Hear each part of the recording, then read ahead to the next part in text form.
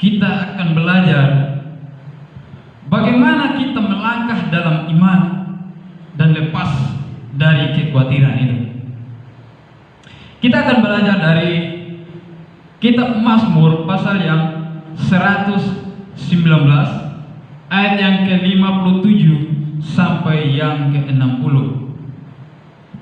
Sekali lagi, Mazmur pasal yang 119 ayat yang ke-57 sampai yang ke-60. Firman Tuhan berkata begini, bagianku ialah Tuhan, aku telah berjanji untuk berpegang pada firman-firman-Mu. Aku memohon belas kasihan-Mu dengan segenap hati.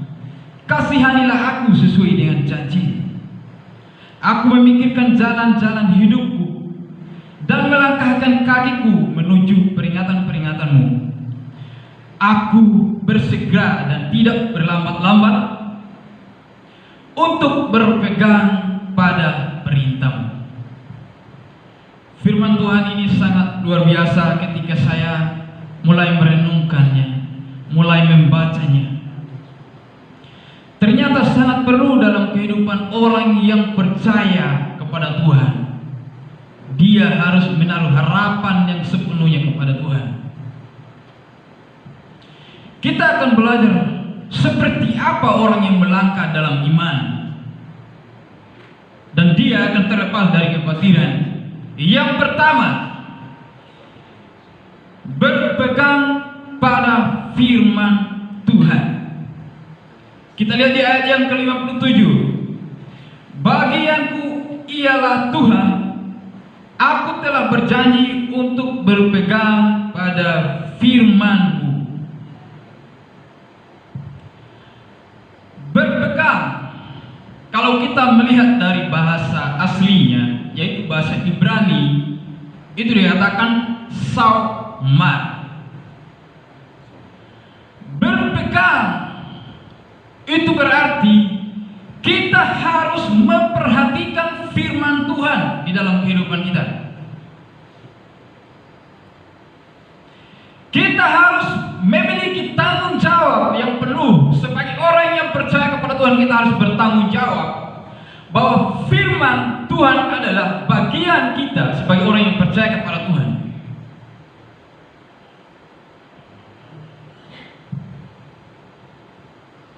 Berpegang kepada firman Tuhan adalah kita harus mempertahankan firman Tuhan di dalam kehidupan kita, sekalipun masalah, persoalan hidup, tekanan, tetapi kita tetap mempertahankan iman dan kepercayaan kepada Tuhan. Kita pertahankan firman Tuhan, itu adalah bagian kita sebagai orang yang percaya kepada Tuhan.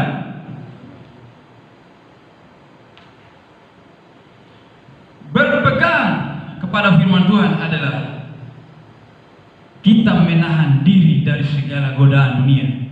Saudara, dunia sekarang ada banyak sekali godaan bagaimana ia akan menghancurkan orang-orang yang hidup percaya kepada Tuhan. Dia akan memakai segala cara. Contohnya dalam kehidupan yang sekarang,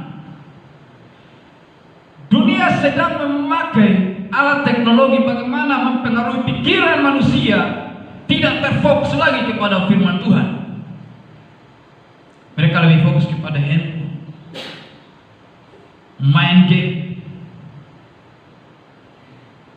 Kita tidak sadar, saudara, bahwa setan itu sedang memperdayakan pemikiran kita.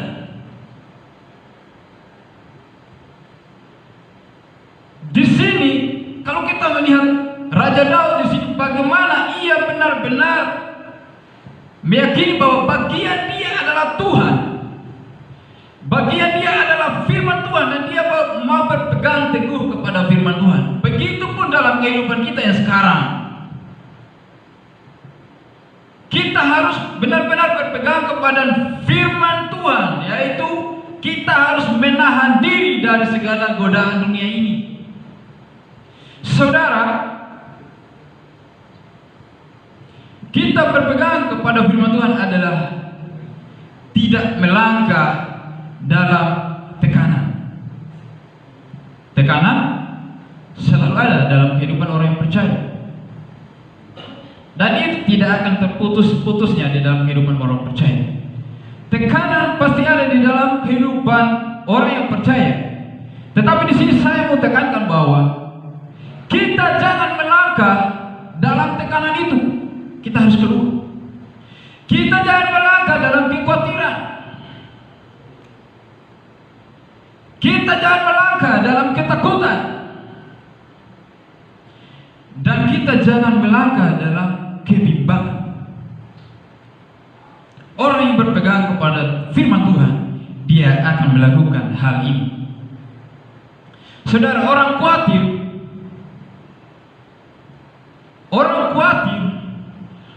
mudah terseret dalam kehidupan kegelapan. Kita lihat kenyataan hidup di zaman sekarang. Banyak orang khawatir dalam kehidupannya soal makan, minum, pakaian. Dia akan khawatir dan dia akan pergi kepada hal-hal yang menurutnya baik, yang tidak berkenan kepada Tuhan. Dia akan mengikuti jalan-jalan yang sesat. Dia akan terpengaruh dengan pemikiran-pemikiran dunia. Orang yang khawatir, saudara, orang yang paling gampang dipermainkan oleh setan. Benar, saudara. Orang khawatir akan paling gampang dipengaruhi oleh setan. Ketika kita khawatir soal makan minum, setan katakan, ayo pergi mencuri dari sana. Ada singkong di kebun bapak ini, ada jagung di kebun bapak ini. Ayo pergi mencuri dari sana. Kamu tidak punya makan. Tetapi Tuhan tidak mau kita melakukan itu. Tuhan mau kita berpegang kepada firman-Nya. Tuhan katakan, marilah kepadaku semua yang letih lesu dan berbeban berat. Artinya, ketika kamu dalam keadaan khawatir, tidak ada makanan dalam hidupmu, datang kepada Tuhan. Tuhan akan memberikan kelegaan kepadamu. Dan saya yakin dan percaya bahwa Tuhan itu sangat luar biasa yang akan mampu memberikan jawaban yang terbaik bagi anak-anaknya yang sungguh-sungguh percaya kepada Tuhan. Orang khawatir menghalalkan segala cara. Orang khawatir akan menghalalkan segala cara. Itu yang sering dilakukan orang percaya. Contohnya, kita berdagang, tidak sukses, kita pergi kepada dukun. Kita bilang begini-begini. Kita minta supaya dukun itu mendoakan supaya hasil dagangnya itu bisa laris. Salah. Tindakan seperti itu tidak boleh dilakukan orang yang percaya kepada Tuhan. Tindakan seperti itu tidak layak di hadapan Tuhan. Harus ditinggalkan perbuatan seperti itu. Jika kita ingin dagangan kita sukses, kita terus berpegang kepada Tuhan. Jangan kita mendoakan iman kita. Kita sudah percaya kepada Tuhan, lalu kita percaya lagi kepada dukun. Tuhan tidak akan berkati. Dan saya percaya itu. Orang khawatir akan susah tidur.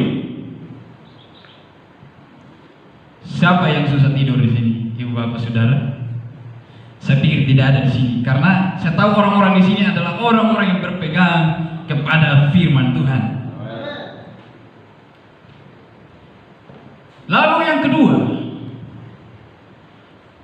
melangkah dalam iman dan lepas dari kekhawatiran adalah percaya dan memohon belas kasihan Tuhan setiap waktu dalam hidup. Ayat yang ke-58, aku memohon belas kasihan-Mu dengan segenap hati, kasihanilah aku sesuai dengan janji-Mu. Tuhan sudah berjanji. Orang yang percaya kepada Tuhan, Dia akan memberikan kasih setianya. Dia akan menaruh belas kasihan kepada orang yang percaya kepadanya. Kata saudara, kalau dalam bahasa Ibrani-nya kaulam, yaitu berdoa kepada Tuhan.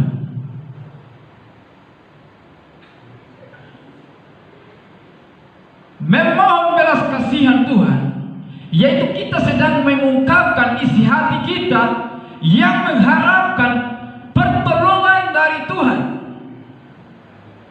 mengharapkan kehadiran Tuhan di dalam kehidupan kita,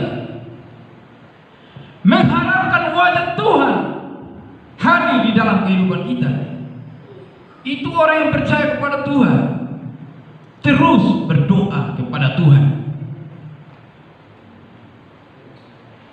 Kasihanilah aku. Dengan kata lain, tunjukkan kemurahan-Mu Tuhan. Tunjukkan kemurahan-Mu Tuhan. Saya sedang mencari bantuan. Itu ungkapan hati kita. Jadi mencari bantuan, mencari pertolongan bukan kepada dunia. Dunia tidak akan memberikan jaminan di dalam kehidupan kita, tetapi Tuhan akan memberikan jaminan yang sangat luar biasa di dalam kehidupan kita, saudara. Jadi sangat perlu memohon kepada Tuhan, berdoa kepada Tuhan. Yang ketiga, menyelaraskan kehendak kita dengan kehendak Tuhan. Ayat yang ke-59. Aku memikirkan jalan-jalan hidupku dan melangkahkan kakiku menuju peringatan-peringatan. Saudara, Tuhan sudah memberikan peringatan kepada kita. Kamu harus melakukan seperti ini, tidak boleh melakukan seperti ini. Terkadang kita manusia begini, dia lebih mementingkan apa yang dia mau, apa yang dia kehendaki supaya Tuhan turuti apa yang kita kehendaki. Itu salah. Yang perlu kita lakukan sebagai orang yang percaya kepada Tuhan adalah bagaimana kita menyelaraskan kehendak kita dengan kehendak Tuhan. Apa yang Tuhan mau di dalam kehidupan kita, kita lakukan itu di dalam kehidupan kita. Jangan kita berbuat semau-maunya kita. Kalau kita percaya kepada Tuhan, kalau kita berpegang kepada Tuhan, percaya kepada firman Tuhan, kita akan menyelaraskan hidup kita dengan apa yang Tuhan inginkan di dalam kehidupan kita. Aku memikirkan jalan-jalan. Di sini Tuhan ingin supaya kita berpikir bagaimana kita mau berjalan, bagaimana kita mau melakukan kebenaran firman Tuhan di dalam kehidupan kita. Jadi berpikir dalam bahasa Ibrani-nya itu kausal. Berpikir di sini bukan hanya sekedar berpikir, tetapi kita mau berjalan, kita mau melangkahkan kaki, kita mau melakukan apa yang diperintahkan Tuhan. Itu yang Tuhan mau. Bukan hanya sekedar berpikir. Manusia sering begini, saya mau melakukannya Tuhan. Itu dia hanya sekedar berpikir. Tapi untuk melangkahkan kakinya sangat berat, saudara. Di sini Tuhan mau ketika kita memikirkan jalan-jalan kita, bagaimana kita menuju kepada peringatan-peringatan Tuhan, kita melakukannya dan melangkahkan kaki kita mulai dari sekarang. Itu yang Tuhan mau di dalam kehidupan kita. Saudara, hidup ini jangan dikamili oleh berbagai ketakutan dan kekhawatiran di dalam kehidupan kita, karena kita punya Allah yang sangat luar biasa baik di dalam kehidupan kita, saudara.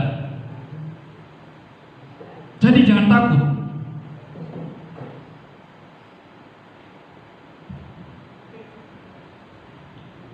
Kita lihat kisah seorang Bartimeus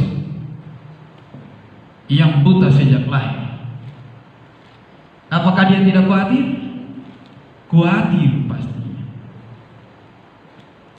Tetapi saya melihat dari kisah Bartimeus ini, dia melangkahkan kakinya dalam iman. Dia tidak menyerah dengan persoalan hidup. Dia tidak berhenti dengan cobaan yang mungkin akan membuat imannya down. Tidak berhenti, tetapi dia semakin keras. Dia mau berteriak, Tuhan anak Daud, kasihanilah aku. Itu ungkapan iman yang benar-benar dia yakin dan percaya bahwa Tuhan sanggup membebaskannya dari sakit penyakit. Begitupun dalam kehidupan kita orang yang percaya, kita perlu seperti itu, menyelaraskan hidup kita dengan apa yang Tuhan mau. Saudara, setan itu takut dengan orang-orang yang percaya, yang memiliki iman yang kuat kepada Tuhan. Setan akan takut. Dia tidak mungkin akan menguasai pemikiran kita, karena kita sudah memiliki iman yang kuat kepada Tuhan. Kepercayaan kita kepada Tuhan, kita sudah benar-benar mempersembahkan dengan sesungguhnya. Jadi kesempatan kepada iblis untuk menghasut pikiran kita, hati kita untuk melakukan yang tidak mungkin. Jadi saudara, perlu untuk kita mengingatkan hal ini. Ketika saudara khawatir dalam kehidupan saudara, terus berpegang kepada firman Tuhan, terus percaya kepada Tuhan, dan menyelaraskan apa yang Tuhan mau. Kita menyelaraskan kehidupan kita dengan yang Tuhan mau. Sampai kapan kita memiliki iman kepada Tuhan, saudara? Sampai kapan kita melangkahkan kaki kita dalam iman kepada Tuhan? Sampai kapan? Sampai Tuhan Yesus memberikan mujizat di dalam kehidupan kita. Itu yang Tuhan mau. Saudara, iman menembus batas-batas perhitungan. Iman menembus batas-batas logika manusia. Iman menembus batas-batas kemustahilan. Karena apa? Allah tidak pernah mengecewakan kita, saudara. Itu yang harus kita pegang. Jadi saudara, perlu dalam kehidupan orang yang percaya kepada Tuhan untuk melangkahkan kaki kita di dalam iman yang percaya kepada Tuhan, supaya apa? Kekhawatiran tidak akan menghimpit kita. Itu yang Tuhan mau di dalam kehidupan kita. Jadi saudara, perhatikan baik-baik. Yang pertama, berpegang kepada firman Tuhan. Yang kedua, percaya dan memohon belas kasihan Tuhan. Yang ketiga, menyelaraskan kehendak kita dengan kehendak Tuhan. Itu yang harus kita ingat. Kesimpulannya saudara, sadari bahwa kekhawatiran bisa membuat hidup kita sengsara. Itu kita harus menyadari. Sadari kekhawatiran tidak bisa memberikan dampak yang positif. Yang berikut, percaya pada pertolongan Tuhan. Buang segala kekhawatiran di dalam kehidupan kita dan katakan dengan iman, aku percaya kepada Tuhan, aku bersuka cita di dalam Tuhan, dan saya ingin hidup bersama-sama dengan Tuhan sampai selama-lamanya. Sekian dan terima kasih.